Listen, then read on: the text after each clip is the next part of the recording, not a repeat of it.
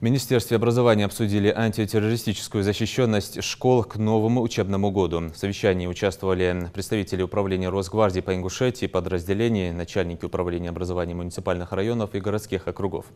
Они обсудили порядок и формат проведения школьных мероприятий, а также затронули вопросы постоянной охраны объектов Росгвардии на договорной основе.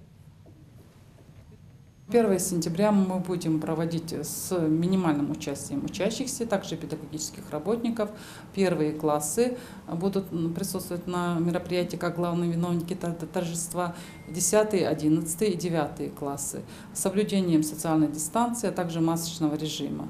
Также будут соблюдены все меры безопасности и соблюден полностью санэпидрежим. Начало учебного года, 2021-2022 учебного года, планируется в очном формате в штатном режиме. 1 сентября в 10 часов начало всех праздничных мероприятий в республике.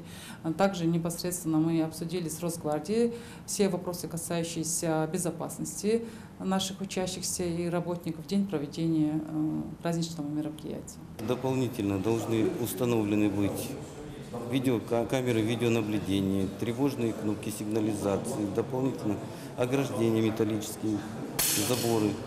Ну и там ряд еще других требований, которые должны быть устранены в школах, где этого нету. Ну, я думаю, в целом это устраняется, как мы сейчас обсудили, это устраняется. И общее понимание есть, что это необходимо сделать к 1 сентября.